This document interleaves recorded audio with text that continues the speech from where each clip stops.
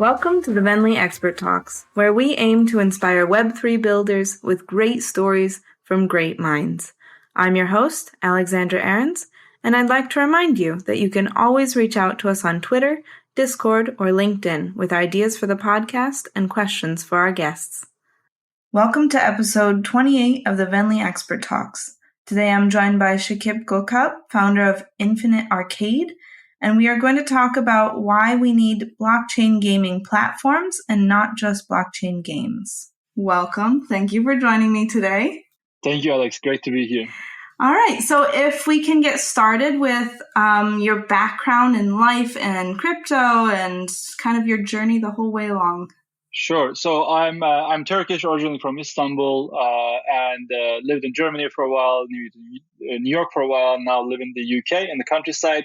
If you hear some birds chirping, that's my sort of like office being in the woods, effectively. Awesome. I'm father of three, work and spend time with the kids, not much else really these days. They are all super young.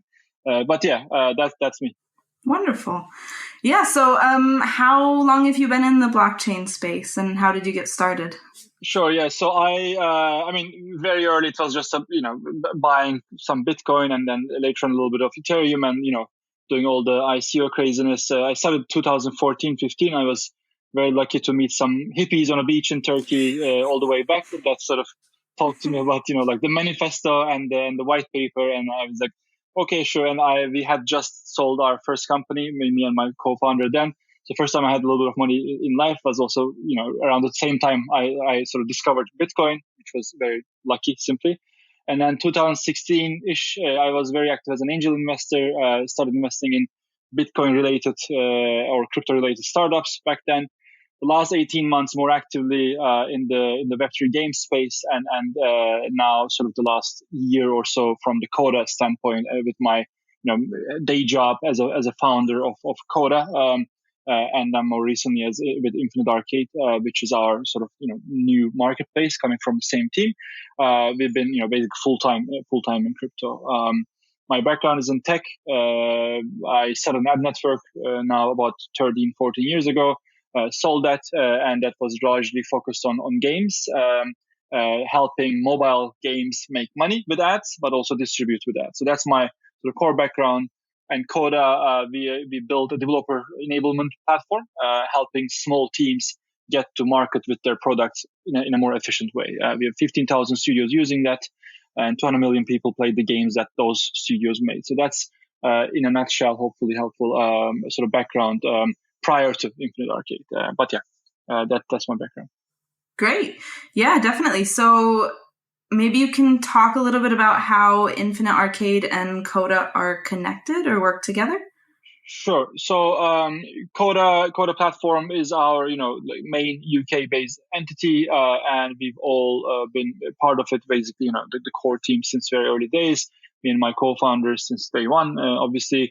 And then with Coda, we had a lot of soul searching over the last 12 months, and our mission has been enabling the little guy, so to speak, to be successful in mobile, in free to play. And free to play today, and I think probably we should get deeper into that, why free to play and blockchain, what it will do to free to play. But free to play is effectively games you don't pay for. When you download them, you can just start playing, but then you get monetized in different ways. You might buy virtual items via Apple Pay, Google Pay, or you just see ads, and that's how you as a user leave value for the studio. Supposedly, but 90% of it goes to platforms. So that's with 90% being taken off the table in a centralized, sort of thread games sort of way, like world. The mission of helping the little guys is really tough because you're like literally trying to work against gravity, which is Apple, and you're trying to work against other rules of physics, which are ad networks and all other sort of parties involved. Not in any way blaming, it's just like the way it works is that, and it is the most efficient way, but it's at the same time a very late stage, very sort of consolidation heavy market where these small teams struggle really to like break through the crowd. And with that in mind, we said, okay, like this whole thing, it's been part of my personal life for a long time, crypto and what it could enable. And finally, I think more recent sort of 12 to 24 months in games, at least we see use cases that broke through sort of scale limits of hundreds of users. And now we have games that actually have, thousands of users or hundreds of thousands of users even. And that triggered our sort of campaign to find what our role should be in that new world. And Infinite Arcade is the result of that soul search. So we are basically taking everything we built with Coda and everything we touched, everybody we sort of attracted in means of studios and players, and we are trying to bring that to the new world. These are two distinct businesses in a way, and Infinite Arcade we on purpose branded separately and launched separately, and we call ourselves core contributors to that rather than CEO or whatever, with the anticipation or the intention to let it be owned by participants more broadly, i.e., decentralized ownership. I don't want to use the word DAO, but some sort of, I guess, that in means of ownership at least. But these two teams are now sort of almost like mutually exclusive two businesses. Coda is a enablement tool for mobile studios across the spectrum, and Infinite Arcade is a marketplace where the same mobile studios can enter the metaverse or just introduce Web3 dynamics and principles into their games with like the lowest friction way possible. That's what those two are, and that's how they're related. Wonderful. Very comprehensive. Perfect. Thank you. Yeah, great. Then we can jump right into it. So why do we need blockchain gaming platforms? I think you kind of just started to touch on that, but let's dive in. Sure. So, I obviously will talk from sort of mobile, perspective. I haven't been professionally involved with anything but mobile in games, like discovery. So for a mobile game to be successful, it has to do two things. One is, be discoverable. What I mean by this, people need to be able to find it so they can play it. And that is, you find them all on the App Store, right? It's basically fully, effectively fully centralized in the app stores, both Google and Apple app stores. And they are, especially Apple App Store, by far the most efficient, in-app purchase sort of channel for games that ever exist. And mobile is more than double the rest of the market, and it's still faster growing. So that's a function of how Apple created this sort of fully integrated ecosystem. With that in mind, it works great. But we also see how it turns to, like it's a game in the end, and to play that game, you have to pay a lot of money to be in front of customers, i.e., in other words, paid advertising, performance marketing. And that creates a huge entry barrier, and that pushes people to centralized systems and ownership with publishers and ad networks and all that. And I've been part of that, my sort of the last 15, 20 years maybe, and benefited greatly. And I think a lot of people benefited greatly. And it did, bring games to 2 billion people, which wasn't possible before. But at this point, I think it's worth experimenting with true ownership of assets, so that more people can participate, both on the consumer, player, and the maker side. Instead of 2% of everybody paying only, maybe 10% of people will pay because it's an asset and it's an investment rather than just an expense for entertainment. And that obviously just makes the market so much larger. And then in means of the distribution or the discovery side of things, when you own something, you immediately become an evangelist. Obviously, the last 10 years of crypto is like a major proof of this, that people are these tribes and they get very emotional and like just promote the product a lot. And that we believe will put discovery into the sort of mouth of the people again, instead of just ads, just the algorithmically driven ways to distribute games, because it does limit creativity and it does push just in a way it's the clickbait and social media stuff that just disturbs all of us. It is kind of at play in games too, and that I think is mainly why we believe Web3 principles and possibilities should be part of the wider gaming ecosystem, especially in mobile and casual. Okay. If I'm not mistaken, you kind of pointed at word of mouth as being kind of the big advertiser in this situation. Yeah. Well, how do you see that working out in the long run? Sure. So, when everything sort of normalizes, if all games, let's take play to earn, right? I think at this point we are all aware that that's first of all, not the only motivation that will dominate gaming. It can't be. Not, everybody wants to make money in their spare time. And there's also obviously known sort of issues with how that model might sustain. But let's just take that as an example. It's the most sort of like established. So word of mouth for me is, that evangelism piece. When you benefit from something, you want to talk about it. And because of the power of that, we see games being discovered more and more in the crypto space, at least, on Discord, on Twitter. Maybe it's shillers and maybe sort of like speculators, but that's like it's a very natural behavior. And also in the traditional world, word of mouth is after App Store sort of browsing the biggest way people discover games today anyway. So if you can move that on chain where you can recognize those movements and recommendations, then that market is bound to grow in my mind, inevitably, and empower sort of the edge communities, whether they are guilds or influencers or sort of mini guilds, and just friends and family and just regular sort of people that you talk to become slowly those points of discovery instead of right now 50% of all game downloads on mobile happen via ads, and 50% happen organically on the App Store, and organically it's everything else basically. So it's a huge piece, and that forces studios to go through that exact same funnel, and then you're just trying to trick the algorithm to find your ad and like it and then distribute it, algorithm as in Facebook, TikTok, all the advertising platforms, and that forces your creative thinking into, okay, what is the scene in the game that will market well, effectively clickbait thinking, then you try to attach a game behind it. And this is an extreme end of that spectrum in mobile casual, but it is the direction that it has taken.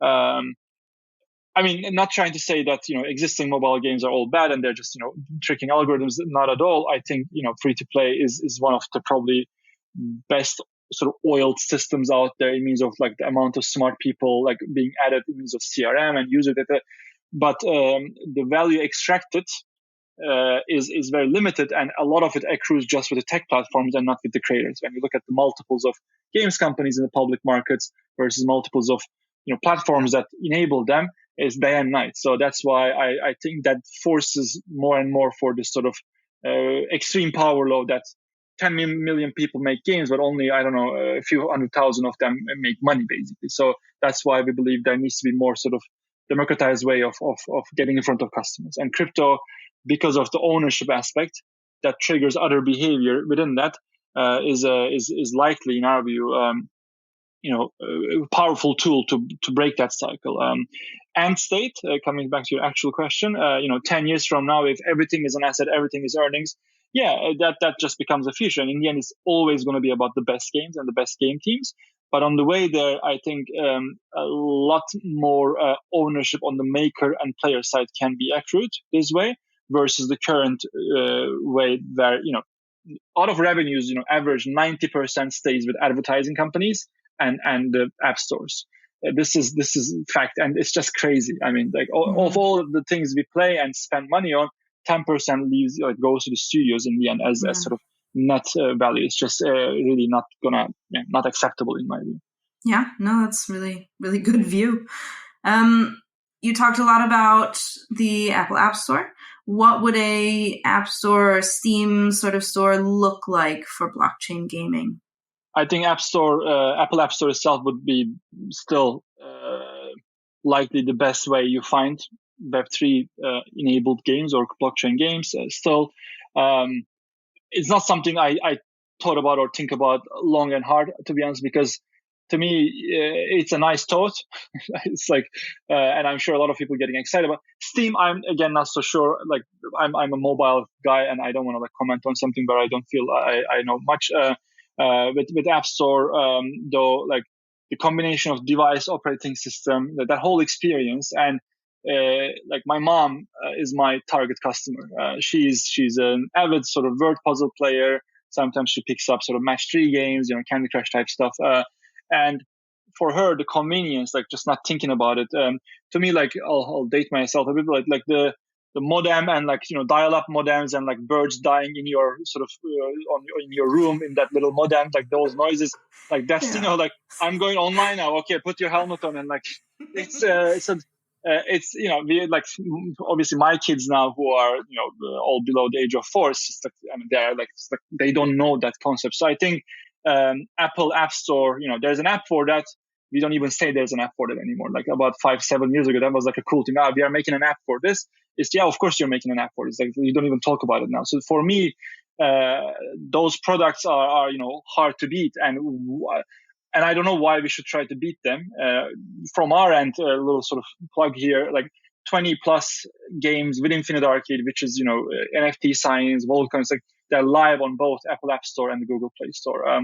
These have been submitted. We designed those flows with our experience from the past, being on these platforms, looking at the guidelines and conversations with these platforms. Not saying like anything they told us is like, okay, this is. But the games are live; they've been approved, and the point I guess I'm trying to make is I don't see that Web3 suddenly needs a separate channel. I think it needs, it just enables new ways of discovery. The endpoint of delivery of the game still can be the App Store. And in the end also, this will be speculative, but like with Apple Pay and all the sort of, media around the Epic case, and like some countries, some governments even forcing Apple to allow alternative payment channels. I mean, directionally speaking, 5 years from now, these will be possible. And there will be maybe more sort of developer-friendly payment terms than today. And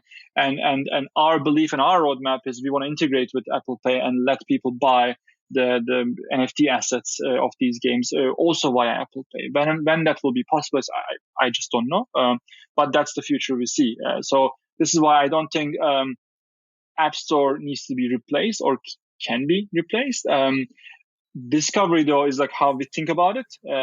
That is basically what I said earlier. We believe people have the desire to promote things they like, they own, they are part of. This is very natural human behavior. For that to be empowered further, crypto brings a lot of possibilities. And we are seeing this in action right now, where, in meaningful amounts, people are already finding these games and playing these games from outside of the App Store, but they click on the App Store install button in the end to get the game into their phones.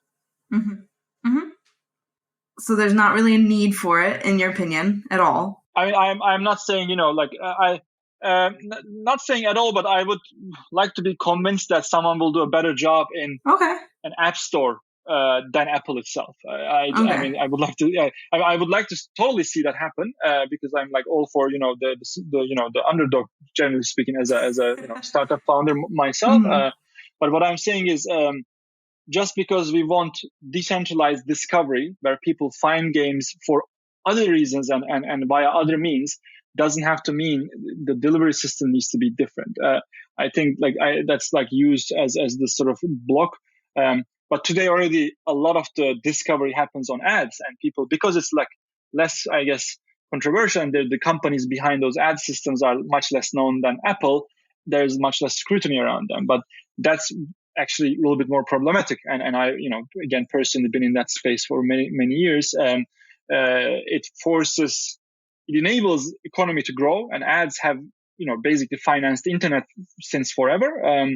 But the side effects we are sort of experiencing are also maybe not the best. And that, in my mind, is a potentially better future. And that's why I don't think, like, if I were to, start a company and I have to disrupt either App Store or ads-based distribution, I would personally not go after Apple because I don't know if I can make a great device as the iPhone, first of all, etc. Right? Like that's why I think it's the wrong problem to focus on, in my mind, in just practical terms. And maybe surely I will be proven wrong many times over, but my preference would be we focus on empowering the individuals and or social groups to distribute these games in other ways, and that's what we see happen already. And that's why I think I rather optimize something that exists already, which is sort of decentralized sort of community discovery. Maybe that's how we should call it. Yeah, no, that makes complete sense. We've got bigger fish to fry right now. We can come back to that later. Exactly. Yeah, perfect. So then if blockchain gaming and especially mobile gaming is on the App Store, how do you see that as an avenue to onboard mainstream and casual gamers? Sure. So, and that's what we're all about, really. So that's our core, reason to exist as a business. I'm a gateway drug. Yesterday, I was on a call, and this sort of that's the best phrase I think I've heard about this. People, I mean, obviously the crypto native teams that are the early sort of pioneers in this space, quite naturally they come from sort of the sort of hoodies and I think who called them these sort of dark ninja developers or whatever, right? Like these sort of nerdy, whatever, like early sort of just curious people that are more curious than myself. I'm too businessy to be very curious about detailed stuff. So then they play. They don't play Candy Crush likely. They might do, but as a they wouldn't think of that as a game. Even. In their mind, a game is World of Warcraft or maybe Call of Duty or something like that, which is completely fine. And I would totally agree that those are more entertaining games, and the metrics show that they will retain the user for far longer. But mobile and casual brought gaming to what it is today, which is largest entertainment form, more than the sum of everything else, including Hollywood and all that. So that's why it has to be part of this revolution. It just there's no way around it. And if you want to go beyond 500 million people, I'll just make that up, in crypto games, crypto enabled games or games that use that technology in any way, you have to touch mobile and you have to touch casual. So that's where the eyeballs are. That's where the normies are. That's where my mom is. So I have to figure it out. And the way we think about it is, I mean, what put games in Web3 games in the headlines is obviously Axie. Incredible team, incredible success story. Despite everything recently happening, I mean, they clearly broke through the glass ceiling of I don't know what was the most scaled product before they got there, right? And they were at peak 4 million DAU, or even for general game standards, it's a pretty meaningful number. So with and the thing they introduced, that you buy an NFT and that enables and it's expensive in normally you don't pay $700 to start playing a game. That enables then the rest of the economy to work to a certain extent. And that is a pricing anomaly in the end. When you sort of just zoom back, I think at the time it made a lot of sense, and it enabled this whole thing to get off the ground. We also adopted, to be clear, a similar approach in our sort of first product. But first of all, again, in the 2 billion people mobile free-to-play universe, you have only 2% paying. So 98% of people pay zero to play these games. So the moment you introduce $1, or even a small number, you kill 98% of the funnel, which is just completely against what we all want to do. So hence, I think that's the starting point. So free to play and the crypto version of that needs to be figured out properly. I think we all talk about UX and all that, which is a big topic for us too. Custodial wallets and all these things, which Venly obviously have a suit for. They are all very important, but I think game design is actually still in infancy in a lot of ways. Free to play is the revolution alongside mobile that enabled the opening up to many more players. So that needs to happen. Lots of good examples in early stages, lots of good sort of efforts. And we are very actively thinking about that, launching products on that front. The other piece is how that can work from within and I mean, free to play immediately also means you don't have to fight Apple Pay. You don't all the things people think in their minds are problematic for crypto games in the App Store kind of go away when you don't have to charge something upfront. So that's that. And then in means of UX, of course, at some point we want consumer spend to come in or investment to come in, given these are assets that can be liquidated later on. And that means, a very safe, secure way for transactions to happen. And that's custodial, non-custodial, doesn't matter, but that's none, where you don't have to memorize 12 words and all that experience, which I'm, in huge favor of, just needs to go away. That whole, like, it needs to be obfuscated. The use cases that crypto enables are for power users largely today. The fact that you can sell a game asset is probably only going to be relevant for a subset of all users. The fact that you can earn something will be even probably smaller subset of users, etc. So those the immutable ownership and like everything that enables is great to have. I want to know that, but unlikely that I will try to go sell my chess box from the puzzle game I played. Not me, but most people out there, because I don't need that $5 really, etc. So I think it does 5x or 10x to 2% of payers in the next decade. But still, it's a decade and it's 10%. So the 90% don't necessarily need it, but they will benefit from the economy that enables, the creators that it enables, and the game quality will just be much, much better over time. Hence, I think it's twofold. Long story short, the game design aspects of this need to be figured out, and because of the financial motivation that's at the heart of crypto industry, at least on the surface, that's great, but like that's not how people think of games, like the general audience. So it needs to be great, a free to play game that can then introduce superior sort of features with crypto and also UX. And I don't think there are any sort of limitations there anymore. It's just a matter of time. It's engineering and product problems. I think we'll all figure it out in the sort of right kind of time. Okay. So obviously your focus is definitely on the mobile gaming aspect, and I know that that's the part you can speak mostly to.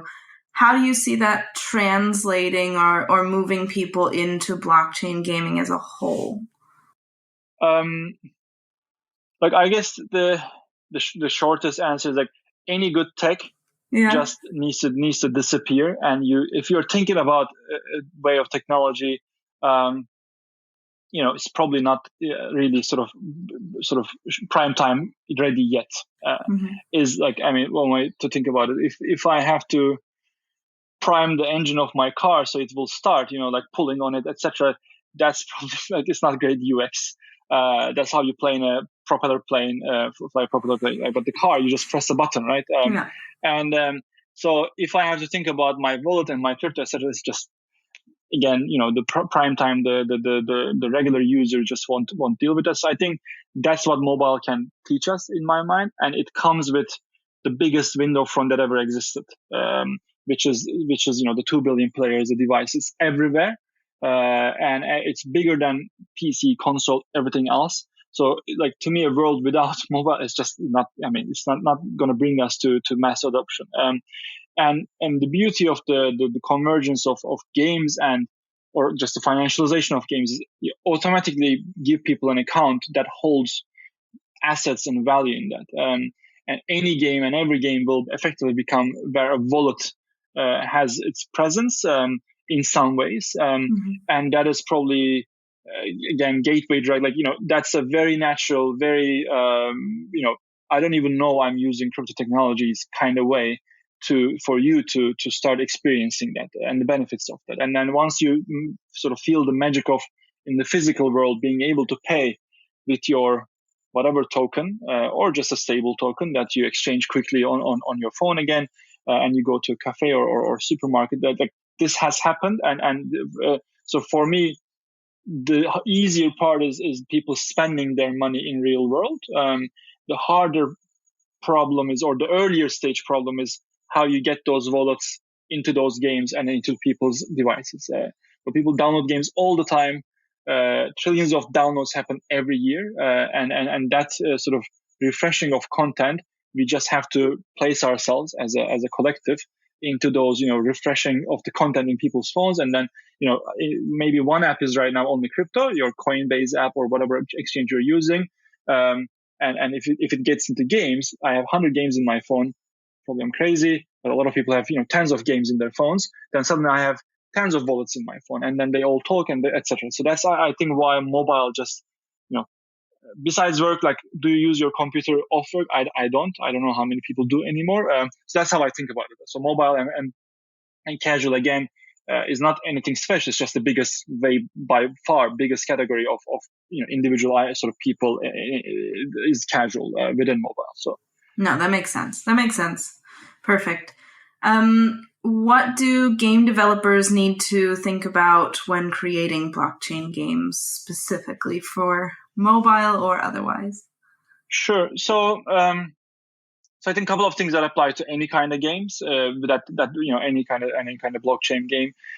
These summarize in four buckets. So first one is, I think, the most sort of obvious one, and I think enough great teams are working on it at this point, and we will see great solutions more and more like available, which is the tech problem, right? Like if you have to work on Solidity or Rust, or like it's all just relatively new, and game makers don't come from deep engineering background typically. Of course, a lot of them are great engineers, but they are creative engineers sort of, and they will be good at game development, and that is like Unity in mobile, by far the largest engine, and like learning a completely different language type and design art, like all of that is fairly prohibitive, and then currently also just generally speaking, blockchain engineers are very hard to find, expensive. So that's like the first starting problem, I think. I mean, obviously you guys have a big play there, so I don't need to sort of to like explain that further, I guess. So the second thing we see, again, sort of going in the practicality sort of like pyramid, is effectively to like the figuring out the game design piece. So like free to play, why it succeeded so much is a hive mind of 10 million plus game developers that learned from each other over 10 years, that just optimized to the final sort of pi doesn't have as many sort of digits after the comma. So that's like free to play, and how people how it got to where it is. It's just like, I mean, it's crazy stuff that people do there because of this sort of long-standing tradition of many people optimizing and being able to learn from each other. Not exactly open source, but the best practices show themselves pretty quickly, and then you can go sort of build on top of them. Here though, like I don't know if I'll be completely wrong in this, but like there is no game, because of the age of the industry, simply there is no game that went beyond millions yet, and there's only one really that did that and sustained, and it's just very natural. So for you as a studio to start doing this, you're like jumping into this unknownness, basically, that R&D is 6 months, 12 months, 18 months, even for a mobile game. And yes, venture is abundant, or was abundant up until last week, sorry.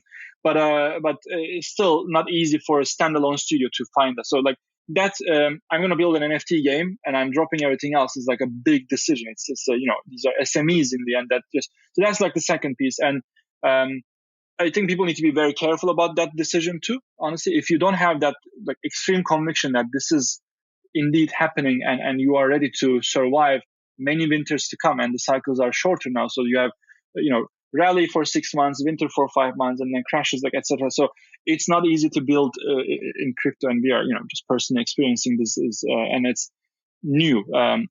Third, and more sort of tangibly, tokenomics, again, that whole best practice piece, etc., like remains to be seen what winners look like, and bringing it to mobile and casual. Tokenomics means basically the economy needs to sustain, and your payers need to be happy with what they paid for over a certain amount of time, right? Like that asset needs to retain value. It's like, I'm sure there's a lot more to it, but simplified, this is what it should do. And a casual game retains in the months versus in the years, compared to like an MMORPG or a deeper strategy game or a first-person shooter. And even there, handful games ever made it past 10 plus, and very few games really are like in the years. A lot of them just die, and I think we are all realizing how hard individual game investments are, and it's a professional sort of effort to do that. So tokenomics design and all that, it's not just resource constraint, but also in fact remains to be seen how a successful one looks like.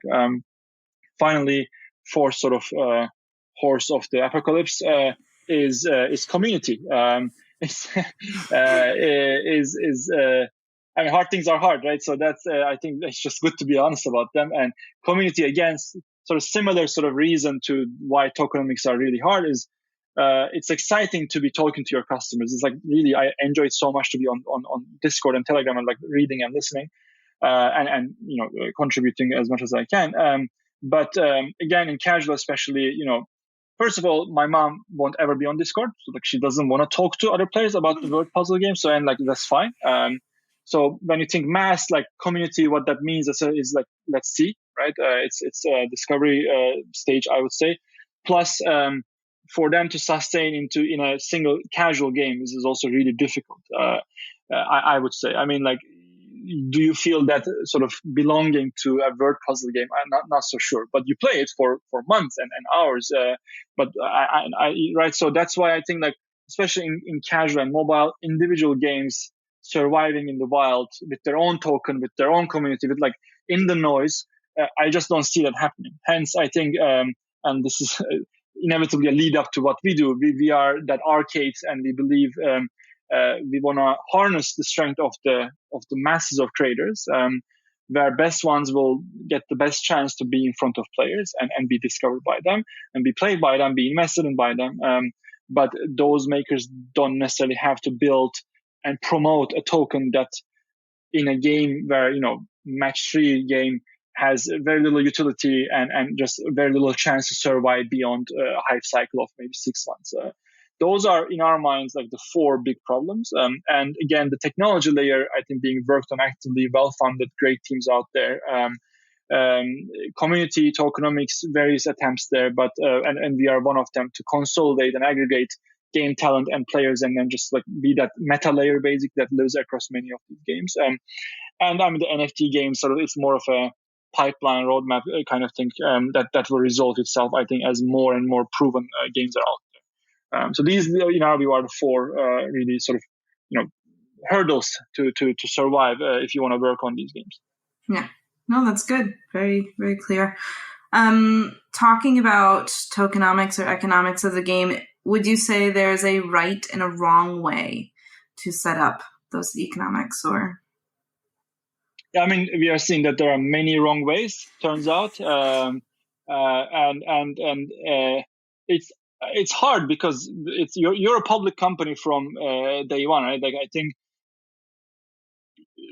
that seen as a fundraising method draw a lot of people to go and get money in from the public, from the players, from their communities, and then also NFT sales and drops and floor prices. That whole focus on that, it's tempting because it's like cash, hard cash in your account, and you're like, okay, now we can build.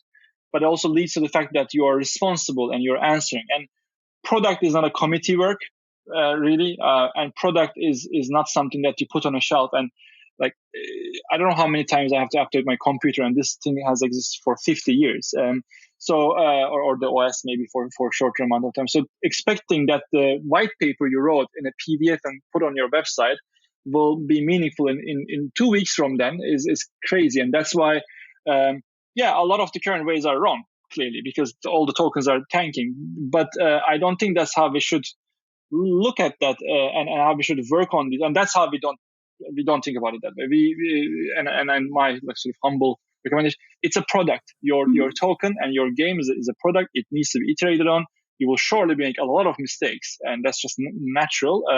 But the teams who get to make the least amount of mistakes or get to respond fastest to those mistakes will win, and that's how tech just simply works. I mean, like the Ponzi-omics and whatnot. Like, there are a lot of proven wrong ways, I think, that people are moving away from. But this whole, like, we sat down and we are economists and we are designers and we came up with this method. You have to live ops it, as gaming people would call it. Like, you have to just play around with it all the time. But that being public makes it really hard because you're getting this onslaught of response from the community, and you go out with one promise and then you nerf the economy, you reduce the abilities of your NFT or whatever. Then some people will not be happy, but you either die as an ecosystem or you make those hard decisions and you move on. So that's how I think about that. I don't kind of obviously have like, okay, this is, the best way to do economy, and then you'll be set for life. All I can say is like, we are putting in best effort, and the best people that will take us as a team to work on this and empower them to make the right sort of decisions and the testing and all that in combination and sort of collaboration with the community. But in the end, it's also clear, I think, to many of us that you don't build great products in a voting system. So that's why I think like we all need to just accept that there will be ups and downs, and our job is to find sort of the balance and be honest about it. Yeah. Okay. So correct me if I'm wrong, but from what I understood, the only right, quote unquote, way to do this is to be flexible and changeable and be open about that from the start. Yeah, exactly. I think you have to. Yeah, I agree. Okay. A little bit earlier, we talked about having all those wallets and all the different games and how they're talking to each other. So in your opinion, what does that interoperability between blockchain games look like? Sure. Yeah. So it's funny to see that people are trying to reinvent bartering and realize it's a bit difficult, and then they go invent money. So I think like it's super sexy, of course, to think about, I'll get my AK-40 from whatever game, and then I'll go to the Stone Age and like suddenly I'm king. I don't know where the motivation comes from. It's just this really great idea, like brilliant. Like I take my asset but you don't try to pay with rice in a butcher shop. It's just not what we do in real life. I don't know where this comes from. I just don't understand the vision, frankly. Maybe I'm not a hardcore enough gamer, potentially. Assets talking to each other is great, but playable assets talking to each other is a whole different game, and I'm not sure I see the reason. So like I want to like start off killing that first, like just from my perspective, and I'm making these crazy. I hope nobody finds this 10 years from now. But actually, smart people figured it out. But like for the time being, I'm sort of easy. It's easy to be sort of a naysayer on that one as of today, at least. So hence, like our focus has been on non-playable assets being, a key to content, access to tournaments, and when you have a fungible token, a currency. Obviously, that does what money can do. It's very sort of flexible. You can do whatever you want with it. But NFTs don't have to be playable, and NFTs don't have to be inside the actual core gameplay. And our design around this, basically, the NFTs can have utility, such as identity access, increasing your chance of doing XYZ within the game, but they don't have to be actual playable assets. And that's how we think about interoperability. And that would mean Axie holders or Solchix holders or whatever game or non-game NFT community out there, they could extend the utility of their NFTs by providing access to other games potentially or other benefits. What we are building with Infinite Arcade is effectively that layer where people can let other games be your meta game. So if I'm playing a word game, I'm collecting, I'm winning, I'm collecting these tokens, and maybe I'm unlocking sort of even like NFT assets, NFTs, and if I can go use those in the next game, and the reason I'm able to do so is because that next game has the same meta understanding and design, both with the fungible part, but also with like non-fungible assets like avatars simply. Then that connects games, and in the end, that's all we do in real life too. You do certain things so you can do other things, and that connection is not items like what we are wearing or whatever. That's money largely, and that's like the common denominator across everything. So for me, interoperability starts with fungible tokens. And that's what DeFi did in the non-game world, and that's really powerful. And it goes into NFTs, but not really soon, or like it doesn't have to touch playable NFTs. Where so anyway, so that's how we think about that. Happy to make it more concrete, but hope that made some sense at least. Yeah, that works for me. That's good. Great. Yeah. how can someone go about creating the seamless UX in blockchain gaming so that everyone from, the super serious player to your mom get involved? I guess a couple of things. And I was reading a great article on this actually just today. And maybe I have that answer to your, who should be on your next with that. I think a couple of sort of key things are pretty obvious and are doable. I think the upfront cost needs to be reduced, eliminated, whatever. That's pretty basic. And when you don't think of play to earn as the only way for this ecosystem to exist, that becomes pretty obvious. You don't want to limit the number of people. You want to have as many players as possible, because in the end, your game itself is probably a better funnel where you can convert transactions and monetize, compared to external systems like ads and whatnot. So you want people to be in your game so you can talk to them and show things to them and all that. So that's why the initial barrier needs to just go away as much as possible. So that's, I think, one. UX wise, go figure out what Polygon is and then create a MetaMask and then go back and then this sort of 7-step off game, off app, off whatever, flow to pull you back into. And then, the money part is covered, that whole flow. Polygon is super powerful. We are very happy to be using Polygon and be built on Polygon. And this is nothing to do with them. It's just I know I can connect my Facebook. I know I can Apple sign, whatever those systems are. I just want to use that. I know that it's well proven, or whatever device ID. Don't make me go write down 12 words on a post-it that I will lose anyway. So that's I think UX that starts with that. And then just I want to play the game. I don't want to pay and go on Discord and figure out I know that's a very exciting journey for a certain persona, and they exist and they are great and they fuel. And I think the non-player persona is important and here to stay. But if we're talking players, and that's the masses, then free to play again has to be the way, and instant access and immediate access has to be the way. Then I think a lot of myth busting needs to happen around Apple, Google app stores, and a lot more developers need to be thinking about mobile crypto games or mobile sort of Web3 games. That's more education, and we are part of that sort of group, I guess, that are trying to work on that. These platforms are not against NFTs or crypto.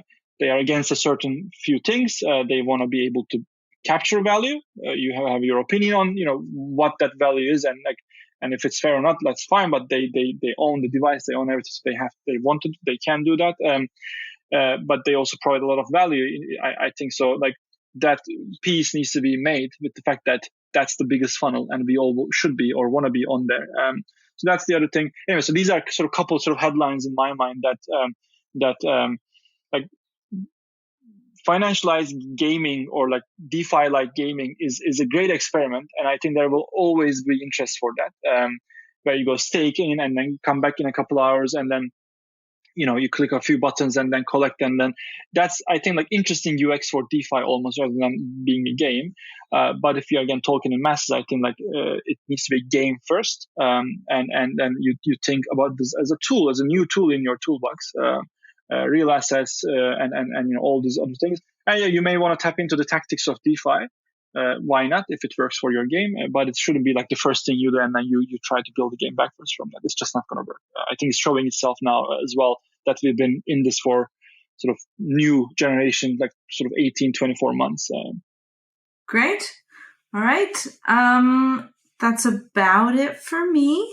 Is there anything that you want to plug? Anything exciting happening for any of your companies or you personally, or? Well, yeah, we're going to Turkey for a couple of months soon. That's very exciting. Yeah, I'm going to be. I'm going to be in the sun for some time. I mean, we just launched a couple of months ago. We are growing our community. I mean, constantly there are new launches updates, so there's nothing specific. But yeah, it was great to be here talking to you, Alex. Thank you so much. Yeah, thank you. Quick before you go though, who should we have on VET next? You mentioned someone? I don't know this guy, to be honest. You don't know this guy?